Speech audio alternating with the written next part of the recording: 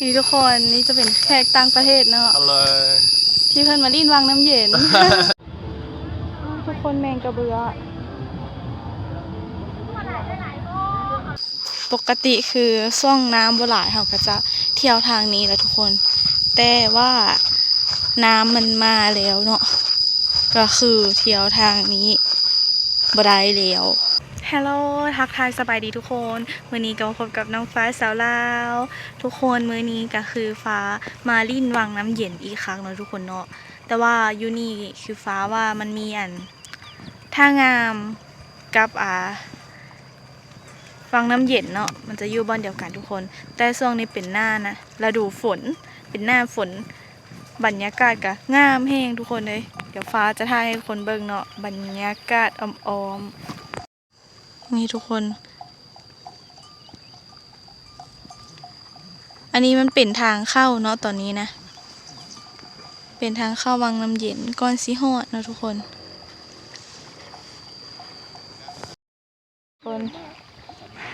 ควายอาบน้ำ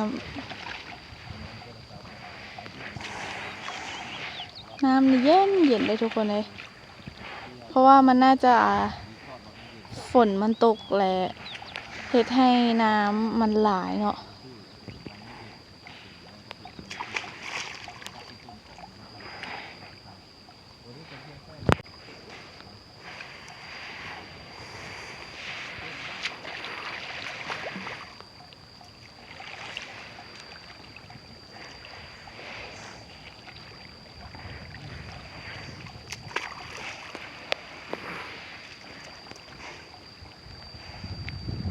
บรรยากาศหน้าฝนทุกคนเอ้ยงามใช่งามมาก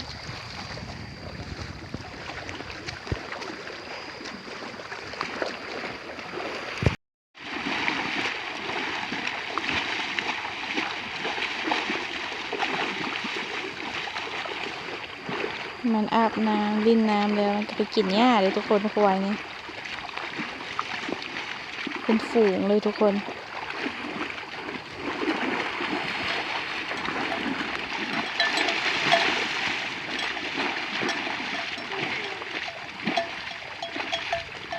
มีทั้งควายดำนะคะควายดอนพร้อมเนาะ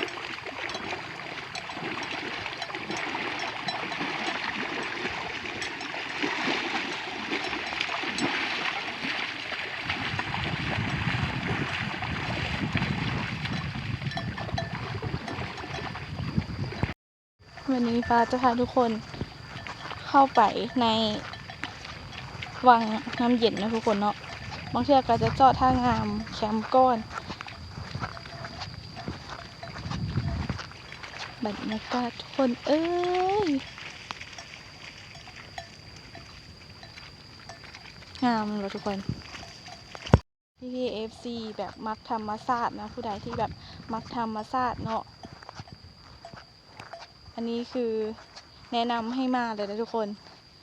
มาลิ้นวังน้ำเย็นเนาะบรรยากาศคือดีแห้งอันนี้เฉพาะทางเข้ามันจะซื่อเลยทุกคนยังบ่ทันได้ไปฮอดซ้ำเนาะมันจะเป็นทางเข้าเราจะขี่รถไปตามเส้นทางนี้เลยทุกคนนี่ทุกคนเดินทางต่อเลย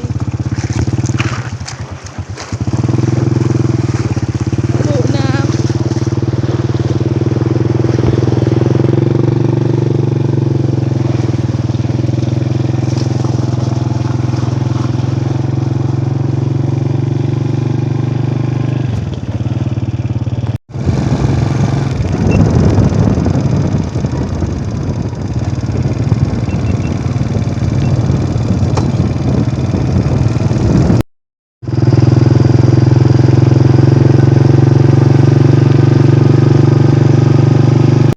ทุกคนตอนนี้คือทางมัน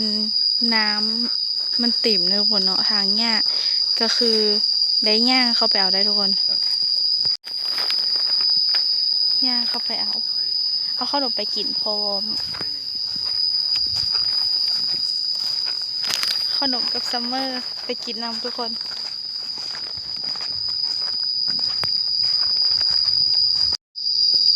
นี่ก็จะเป็นรถที่เพิ่นเข้าไปบ่ได้เนาะก็จะจอดอยู่แถวพีเลยทุกคน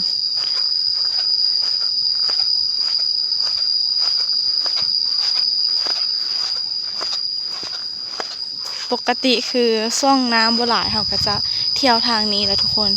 แต่ว่าน้ำมันมาแล้วเนาะก็คือเที่ยวทางนี้บ่ได้แล้วถ้าเที่ยวก็น่าจะเป็นทางย่างไปแบบนี้นะทุกคนเนาะทุกคนอันนี้ก็เป็นแขกต่างชาติเนาะที่เพิ่นมาเที่ยวนี่ทุกคนนี่จะเป็นแขกต่างประเทศเนาะ Hello ที่เพิ่นมาลิ้นวังน้ำเย็น ก็ไปท่างามก่อนนะทุกคนเนาะแล้วจึงเบิ่งตัวจริงก่อนว่าจะไปวังน้ำเย็นบ่แต่ว่าเราจะแวะเข้าท่างามก่อนทุกคนน่าจะได้ลุยน้ำไป like 3 hours, almost 4 ให้ทุกคนลุยน้ ปลาลายแล้วปลาน้อยลาย ำนี่ทุกคนครูบ้าฝรั่ง2 คนยังปลดถุงเท้าอยู่เนาะเพราะว่าต้องได้ลุยน้ำเด้ต้องได้ลุยน้ำมาเลยทุกคนนี่เขา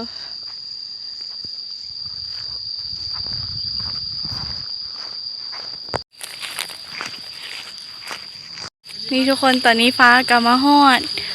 ท่างามแคมป์แล้วนะทุกคนเนาะเข้าไปนี่เลยได้ทุกคนอยู่นี่เพื่อนจะมีให้อาหารพร้อมเนาะท่างามแคมป์ร้านอาหารแคมปิ้งล่องเรือกระยักนะทุกคนนี่ทุกคนมาฮอดแล้วน้ำขึ้นเนาะ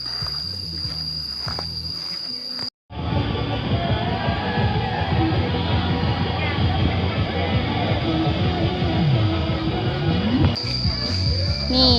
เรือที่เราจะขี่ในมือนี้มาพายเรือนี่เลยทุกคน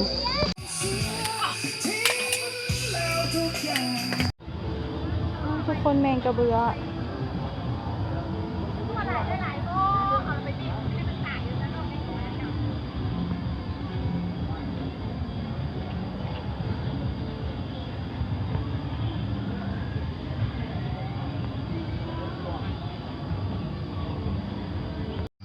ทุกคน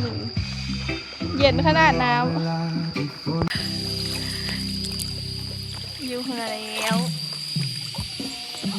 ไม่โดนหรอก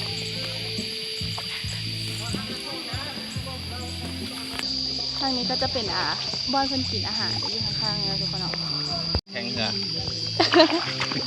โอ้ยค่อย โอ้ยกิจกรรมแข่งเหรออัน ๆเรือขยัก บุได้ไปว่าเส้นไซก็แล้วพูดนั้นอัน บรรยากาศโคตรดีเลยทุกคน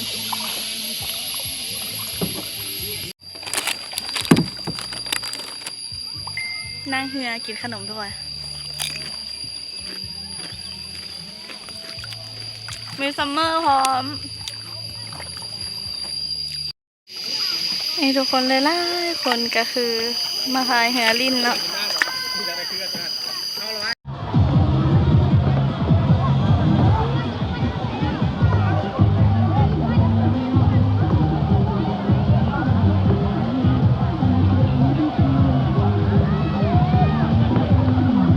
ทุกคนบันนี้ฟ้าก็จะไปวังน้ำเย็นเนาะตัวนี้เขามาท่าเรือแคมป์ท่างามแคมป์อ่ะก็ผิดเลยเดี๋ยวนี้อันนี้เขามาท่างามแคมป์ทุกคนบันนี้เขาสิไปวังน้ำเย็นเนาะก็คือย่างทัดออกจากนั่นทุกคนย่างจากนี่ไปในหนึ่งกระหอดเนาะทางย่างหน้าฝนก็จะประมาณนี้ได้ทุกคนฝนตกน้ำมันก็จะเป็นอ่างเป็นแบบนี้ไว้นะรถคือเข้ามาบ่ได้ย่างเอาได้ทุกคนเลย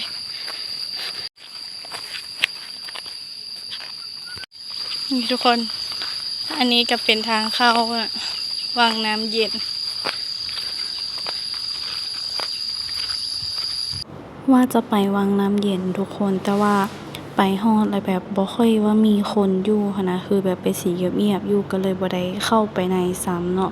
มื้อนี้ฟ้าจะลาทุกคนไปก่อนเด้อขอบใจพี่ๆ FC ที่กดไลค์กดแชร์กดติดตาม